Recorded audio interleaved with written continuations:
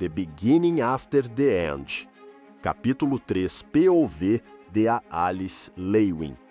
Arthur deve ser o bebê mais adorável, e não estou dizendo isso porque sou uma mãe amorosa. Não. Ele e sua pequena mancha desalinhada de cabelos ruivos brilhantes e olhos brincalhões, que quase irradiam uma luz azul, enquanto seu olhar, às vezes, parecia quase...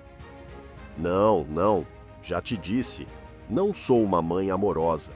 Eu pretendo ser uma mãe rígida e justa. Não posso contar com meu marido para ensinar ao pequeno Art qualquer bom senso. Pelo amor de Deus, ele tentou ensinar meu bebê a lutar quando ele mal conseguia engatinhar. Eu sei que este pequeno patife ficaria igual ao pai se eu o deixasse em paz. Assim que ele começou a engatinhar, fiquei tão orgulhosa que estava prestes a derramar lágrimas, mas não sabia o quanto ele seria difícil assim que se movesse.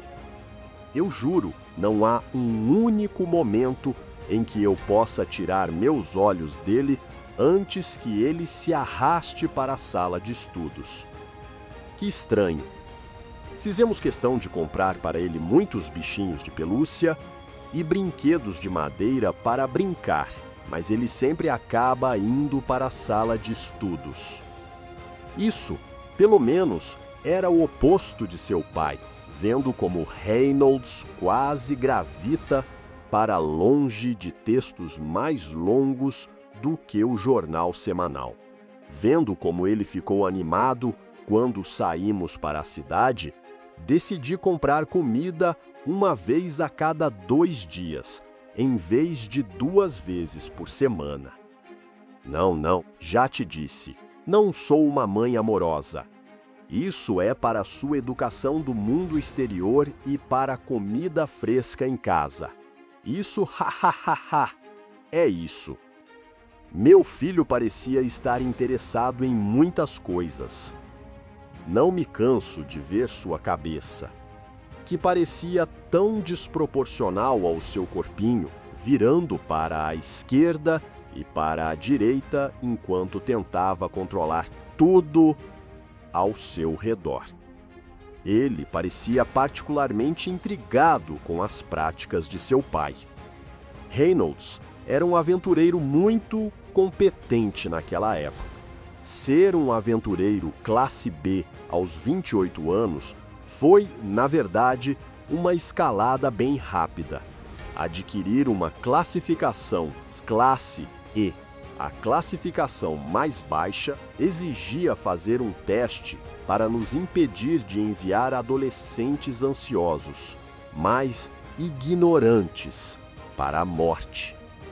Quanto aos escalões mais altos, eu só vi alguns aventureiros classe A em meus anos de trabalho lá e ainda não vi um aventureiro classe S, presumindo que eles realmente existam. Trabalhando na Guilda de Aventureiros, ou o que chamamos apenas de Hall da Guilda. Naquela época em Walden, eu pude ver muitos adolescentes ansiosos. Eu juro, fiquei surpreso por eles não terem se afastado de seus egos excessivamente inflados. Pelo menos, eles eram ambiciosos. Uma vez, fui designado para supervisionar um exame prático básico, onde o examinando tinha que simplesmente demonstrar competência fundamental em sua manipulação de mana. Mas antes mesmo de o teste começar, o garoto caiu de costas porque a espada que carregava estava muito pesado para ele. Falando em cabeça de vento, Reynolds, com certeza, parecia um naquela época. No momento em que ele me viu no hall da guilda, seu queixo literalmente caiu, e ele apenas ficou lá até que o cara, na fila atrás dele, o acotovelou para se apressar. Ele rapidamente enxugou a baba e conseguiu murmurar Oi, posso trocar o material para a missão? Eu apenas ri. Quando ele ficava vermelho por estar envergonhado, ele conseguiu reunir coragem para me convidar para jantar e nós simplesmente nos demos bem a partir daí. Mesmo agora, não posso deixar de sorrir quando vejo seus olhos azuis caídos como se fossem de um cachorrinho olhando para mim. A arte, de alguma forma, acabou com nossos traços redentores, tornando-o muito mais adorável. Você deveria vê-lo quando eu tive que trocar suas fraldas. Não sei porquê, mas ele começava a ficar vermelho nas bochechas e cobrir o rosto com seus dedinhos minúsculos. Será que bebês de sua idade podem ficar envergonhados? O próximo marco que chegou ao meu diário do bebê, que é puramente para fins educacionais, a propósito, e não porque eu sou uma mãe amorosa, foi quando ele disse mamãe pela primeira vez. Ele disse mamãe. Eu disse a ele para dizer mamãe repetidamente, apenas para ter certeza de que não ouvi nada errado. Reynolds ficou de mau humor o dia inteiro porque Art disse mamãe antes de papai. Haha, eu ganhei. O resto do ano passou agradavelmente com meu filho ficando ao meu lado onde quer que eu fosse e frequentemente olhando pela janela para ver seu pai praticar depois do jantar. Estou feliz que Reynolds desistiu de ser um aventureiro. Em vez disso, assumiu o posto de guarda nas proximidades de nossa cidade. Um aventureiro pode ter trazido mais dinheiro, mas não saber quando ou se meu marido voltaria para casa não valia qualquer quantia de dinheiro extra. Mas depois daquele incidente, para nosso alívio, nosso pequeno Art nunca ficava doente. Mas, muitas vezes, eu o encontrava sentado ainda de bunda enquanto fechava os olhos. No início, pensei que ele estava tendo problemas para se aliviar, mas depois de verificar as primeiras vezes, não parecia ser o caso. Que estranho, eu não sabia o que fazer com isso. Achei que os bebês da idade dele deviam ser enérgicos e volúveis, mas depois de seus episódios de fuga para a sala de estudos, ele parecia passar muito tempo sentado, quieto, quase meditando. Fiquei preocupado no início. Mas embora isso acontecesse algumas vezes por dia, durava apenas alguns minutos e Art parecia estranhamente feliz depois. A maneira como ele levanta os braços e olha para mim me dá vontade de guardar ele dentro de um potinho e não deixar ninguém pegar. Coffee. Não posso ser uma mãe muito grudenta e amorosa. POV do Arthur Levin. Cerca de 2 anos se passaram desde que fiz minha difícil jornada para a sala de estudos. Desde então, eu estava constantemente tentando reunir os pequenos pedaços de mana espalhados em meu corpo e focalizá-los na tentativa de formar um núcleo de mana. Deixe-me dizer, foi uma tarefa lenta e árdua.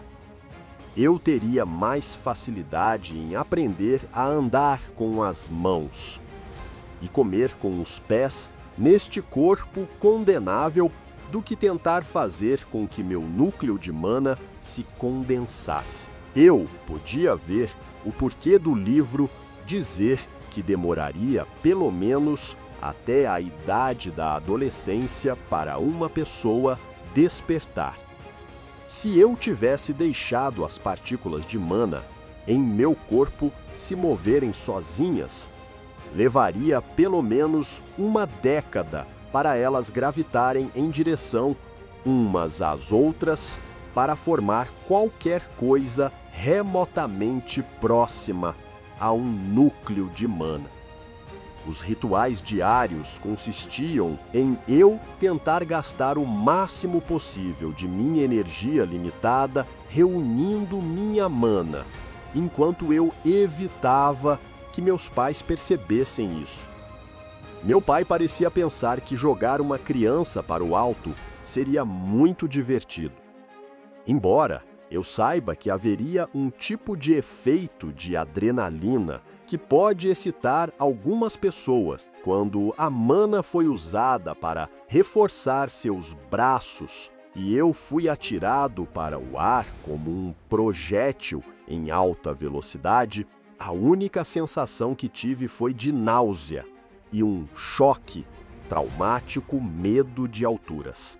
Felizmente, minha mãe tinha um controle bastante firme sobre meu pai, mas ela me assustava às vezes. Muitas vezes a peguei olhando para mim, meio babando, olhando para mim, como se eu fosse algum tipo de carne premium. Tentei me adaptar ao meu corpo falando apenas frases muito simples.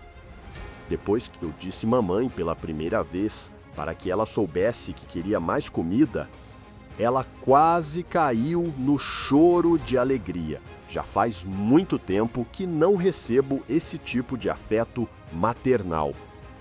Desde então, eu me limitei a apenas tentar falar o suficiente para passar o ponto, sem necessidade de gramática. Além disso, o ritmo do meu treinamento era extenuante e lento. Mas eu estava tendo uma vantagem muito grande em comparação com todos os outros, então não estava reclamando. Os últimos 2 anos não foram desperdiçados, pois finalmente reuni toda a minha mana em meu plexo solar. Estava no meio da condensação de um núcleo de mana, quando... BUM!